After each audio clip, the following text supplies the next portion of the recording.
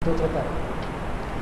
Adapun ilmu syariah, dan itulah yang dimaksudkan menjelaskannya, yang kita nak belajar ni ilmu syariah lah, maka adalah terpuji semuanya. Ilmu syariah ni semuanya terpuji. Tetapi kadang-kadang bercampur dengan apa yang disangkakan itu syariah, padahal adalah itu tercela. Jadi ilmu syariah ni sebenarnya semuanya terpuji, tapi ada ilmu yang dia bukan syariah, kita sangka dia sebagai syariah, yang tu tak terpuji. Ya? Jadi ilmu syariah ni ada dua. Tuan-tuan tengok gambar aja, senang. Ilmu yang terpuji, ilmu yang dicela. Sekarang kita nak bincang ilmu yang terpuji, ilmu syariah yang terpuji, yang fardu ain. Tengok rajah yang bawah tu. Ilmu syariah yang terpuji ada 4. 1, ilmu asas. 2, ilmu furu', ilmu cabang. 3, ilmu mukhaddimah ataupun ilmu pengantar. Yang keempat, ilmu pelengkap. Ini dia ilmu-ilmu agama yang terpuji. Kita tengok yang pertama. Yang pertama, asas agama kita ialah Al-Quran, sunnah Rasul, iaitu hadis, ijma' umat, ijma' ulama' lah. Bukan ijma' umat. Umat kalau ijma' habis besar lah. Ijma' ulama'. Macam orang katakan, kita mesti ikut ahli sunnah wal jamaah. Jemaah, majoriti lah. Majoriti siapa? Bukan majoriti umat, majoriti ulama'. Ikut majoriti umat, rosak kita. Ahli sunnah wal jamaah tu majoriti ulama'. Ikut majoriti ulama'. Al-Quran, hadis, ijma' umat dan asar, peninggalan-peninggalan sahabat. Ijma' ni pokok. Kenapa ijma' ni perkara asas dalam agama? Ijma' ulama' ni dia menghuraikan kepada hadis. Hadis menghuraikan Al-Quran, ijma' menghuraikan hadis. Tu. Maka adalah dia pokok pada darjat yang ketiga. Begitu juga asar, peninggalan sahabat, kata-kata sahabat. Maka dia juga pokok menunjukkan kepada sunnah. Kerana para sahabat radhiyallahu anhum menyaksikan wahyu dan penurunan Al-Quran. Masa ayat Quran turun, masa hadis diucapkan, ditunjukkan, para sahabat ni dia tengok sendiri. Jadi mereka orang saksi yang berada di tempat kejadian. Saksi yang berada di tempat kejadian, dia tengok benda tu, dia lebih faham. Sebab tu ulama-ulama ahli sunnah, dia memelihara adab meriwayatkan hadis.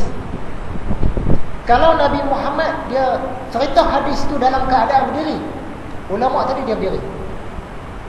Kalau Nabi Muhammad urut janggut, macam Ustaz Nasir urut janggut lah.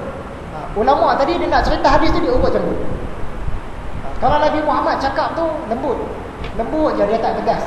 Masa riwayatkan hadis tu, ulama tadi dia cakap pun lembut je. Kita nampak benda-benda tu tak penting kan. Apa yang tercatat tu cukup kan. Apa yang tertulis matan ni cukuplah kita tahu. Tapi sebenarnya benda ni penting. Sebab apa? Perlakuan-perlakuan tu tadi dia menunjukkan maksud, penguat kepada maksud. Kalau Nabi Muhammad tengah duduk, tiba-tiba dia bangun berdiri, dia cakap, maksud dia benda tu tegas. Kalau Nabi Muhammad dia urut-urut janggut sambil tersenyum, maksud dia benda tu biasa, tak tegas. Walaupun Nabi Muhammad kata jangan buat benda ni, tapi jangan dia tu makruh. Sebab dia relax, jangan buat benda ni. Tapi kalau tiba-tiba dia bangun, jangan buat, barulah haram.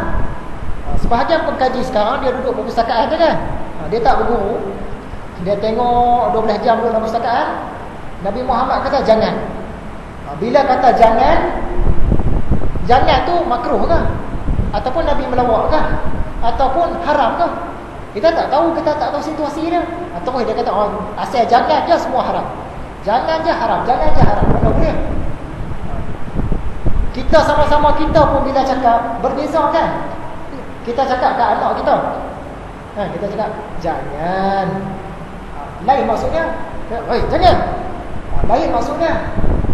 Jangan yang tegas tadi tu kalau buat memang kena. Tapi kalau kata jangan, kalau dia buat pun kita tak marah sangat, kan berbeza. Jadi susah dah nak jumpa ulama-ulama hadis yang macam ini.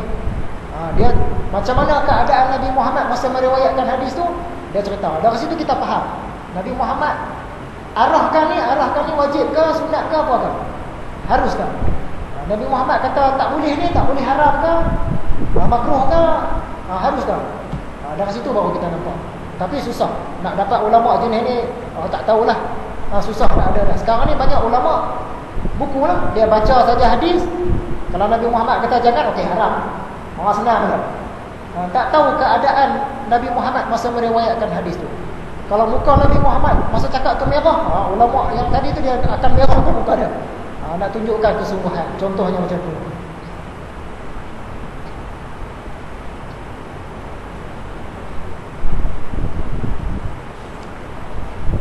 Okey, muka surat terakhir.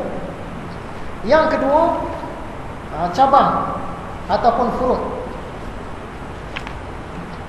iaitu apa yang difahamkan daripada pokok-pokok di atas, tidak menurut yang dikehendaki oleh kata-katanya, tetapi menurut pengertian yang dapat dicapai oleh akal fikiran. Okey, daripada Quran, daripada hadis, daripada kata-kata sahabat tadi. Contoh dia tulis jangan. Jangan dia tu apa kuasa jangan tu? Yang ni yang ilmu furuk tadi ni. Nak kena faham pula di situ. Imam Al-Ghazali bagi contoh. Satu hadis riwayat Bukhari dan Muslim. Artinya, hakim ataupun qadi tidak mengadili perkara ketika dia sedang marah. Satu-satu orang dulu jawatan qadi ni besar. Zaman sekarang jawatan qadi ni kecil. Dulu kalau kata qadi tu ulama besar lah. Segala hukum jenayah semua kat dia lah. Dia yang jatuhkan hukum. Jadi qadi ni dia tak boleh jatuhkan hukuman ketika dia tengah marah. Dia tengah-tengah hak tu tiba-tiba orang datang mengadu masalah, dia jatuhkan hukuman, tak boleh. Okay? Hadis Nabi cerita yang tu saja. Tapi ilmu yang cabang tadi orang hurai. Oh, kalau hakim ni tengah marah, dia tak boleh jatuh hukum, takut hukum dia tidak adil. Jadi samalah keadaan dia. Kalau hakim ni tadi dia tengah sakit perut nak buang air, tak boleh dah jatuh hukum, takut-takut tak adil.